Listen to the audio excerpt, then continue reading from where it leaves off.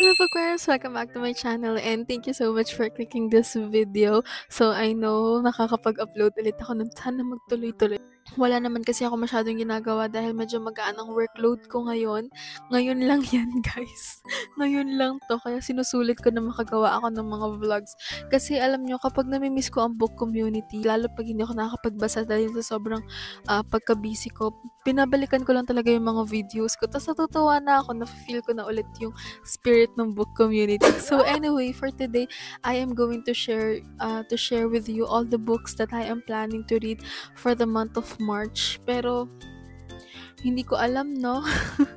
Pero kasi nitong mga nakaraang month, in fairness, mabilis ako nakakapagbasa ngayong ngayong taon, kaya okay lang kahit na hindi ko matapos to ng April as long as ito yung naka-line up ko na libro. Medyo nahirapan ako mamili dahil sa totoo lang guys, ang dami kong magagandang bagong titles ngayon dahil hindi lang ako nagre-reading slump, medyo umu-over din ako sa pagbili ng libro ng mga nakaraan. Pero in all fairness ngayon, medyo na-stop na siya.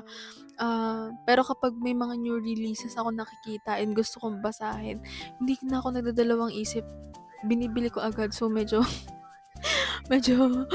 delikado ako dun. Pero anyway, ito, share ko sa inyo yung 5 books na I am planning to finish this April. Pero sana nga matapos ko siya kasi hindi ko rin talaga alam bakit lang hilig ko maglabas ng mga ganitong videos. Hindi ko naman nasusunod yung schedule. Pero alam niyo yun, fake it till you make it.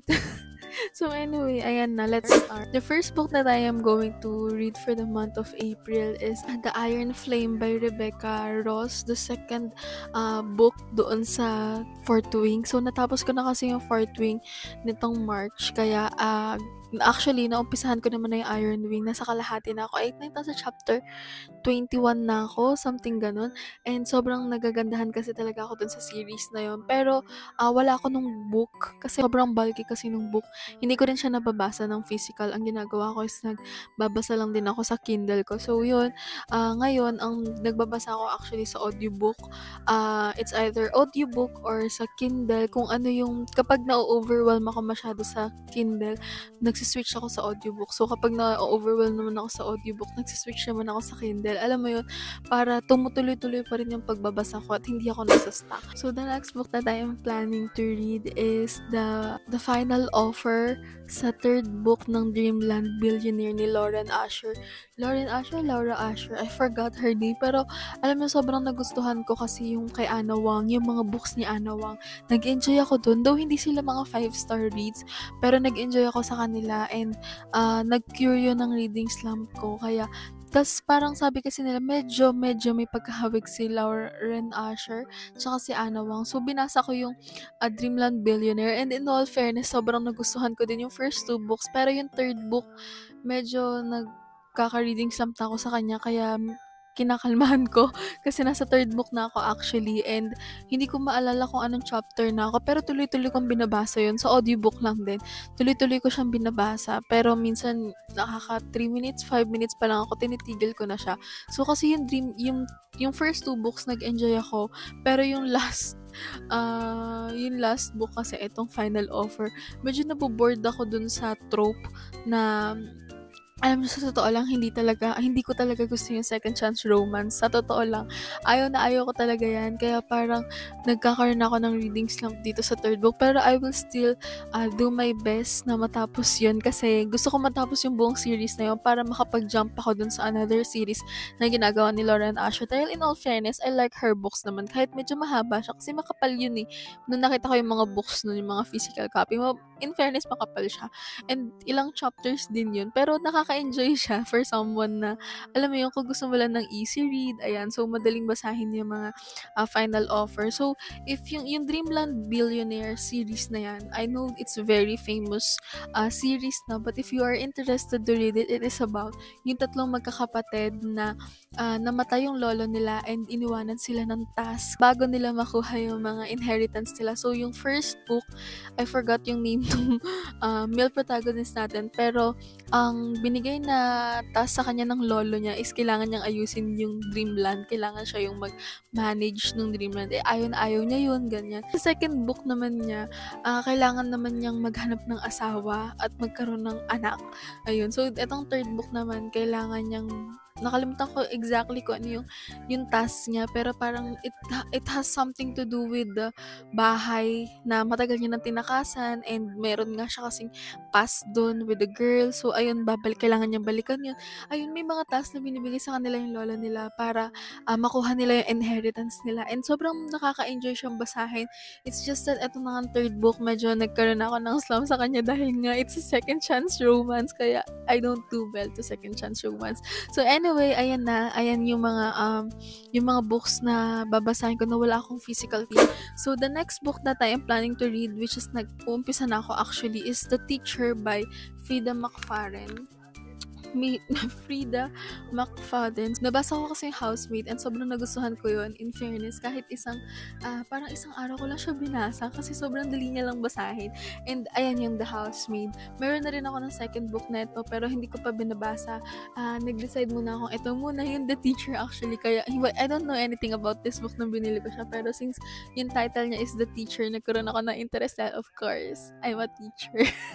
Yun lang yung reason ba't ko ito binili. Pero nung binasa ko yung synopsis niya, medyo nagkaroon ako ng interest. So, ang protagonist natin dito is si Eve. Si Eve, she has a perfect life. Meron siyang gwapong asawa, maganda yung bahay niya, tapos parang okay yung career niya, ganyan. Pero, nagkaroon kasi ng issue na nagkaroon ng scandal na si Eve na it has something to do with a student and teacher affair, something ganon. Tapos, parang involve yung isang student. Yun nga, si Addie naman, yung isa sa female protagonist natin. So, sa kanilang dalawa yung ikot yung kwento.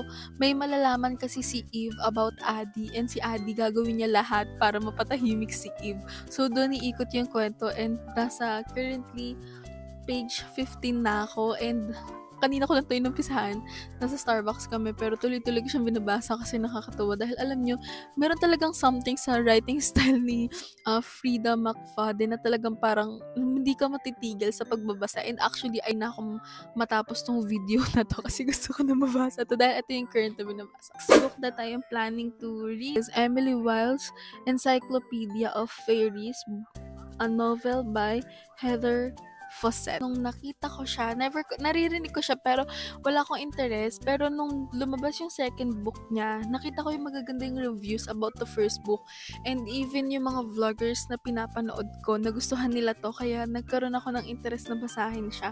So, binasa ko yung synopsis niya and nagkaroon ako ng interest. Kaya ako siya binili sa fully book. Ang hirap humanap actually nung mga time na lumabas yung second book. Nahirapan akong humanap nung first book na ito dahil hindi siya available, pero nung mga sumunod na araw na ayan na naglabas na sila ng first. So this book is about Emily Wilde. Hindi ko alam kung tama yung pag-pronounce ko ng surname niya, pero this is about the professor Emily Wilde. Parang she's a really smart person, tapos sobrang ang galing niya sa pagdating sa fairies, and ang nagre-research siya tungkol sa fairies kasi nagsusulat siya ng first ever encyclopedia of fairies. So, meron siyang village na mapupuntahan, and wala siyang balak sanang maging ka-close yung mga townspeople doon, pero naging ka-close niya, tapos na-meet niya yung isang guy. Meet niya si Wendell, and naging magka-academic rival sila. May mystery dito kasi na parang kailangan niya makilala si Wendell, parang ganun, gusto niya makilala, parang sino ba si Wendell, ganun. So, doon ikot yung kwento niya, and I heard that this is such a cozy fantasy, and that is what I need, a cozy fantasy, dahil medyo na-overwhelm ako ngayon sa pagka-high fantasy ng Iron Flame, kaya kailangan ko ng something na medyo mild lang, para hindi masyado mag-iisip yung utak ko. The next book that I have here is 13 Things Mentally Strong Couple Don't Do by Amy Morin. This is a self-help book. Natapos ko na kasi yung 13 Things Mentally Strong Women Don't Do and 13 Things Mentally Strong People Don't Do. So, ito naman yung sa for couples naman siya. Nakita ko to sa fully book, And nung binabasa ko siya, binabasa ko pa lang yung first pages. Hindi ko na malaya na natapos ko na pala yung forward kasi medyo mahaba yung forward niya. And yung introduction niya, medyo mahaba din. So, natapos ko na pala siya. And sabi ko, ala, gusto ko siyang basahin. Kasi, lalo ngayon, alam niyo naman, magpapakasal ako. So, alam niyo, basta gusto ko lang na makakapagbasa ng mga ganito para makahelp sa akin and sa partner ko, diba? So, we always want to improve ourselves para naman, diba, maging maayos yung relationship niyo. So, ayun, yun lang the only reason why I want to read this book. The next book that I have here is, of course, The Bride by Ali Hazelwood. Oh my gosh, I am so excited to read this book. Sobrang love na love ko si Ali Hazelwood kahit na ang daming nambabash kanya at ang daming nagsasabi na paulit-ulit lang naman yung mga sinusulat niya, yung mga tropes niya, yung mga female characters niya. I don't care. I still love Ali Hazelwood. I love her writing style. Siya talaga yung by author ko. Wala akong alam dito sa libro na to, pero nung nakita kong available na siya dun sa Jason's Shopee ko kasi to binili ko siya agad. Ate girl, kahit ang dami ko pang libro na pending na dapat kong basahin, pero binili ko siya agad. Okay, so, ang alam ko parang siya, werewolf and vampire. Tapos may something na may parang magkakaroon sila na magpapakasal sila. It's a marriage of convenience and I love that trope.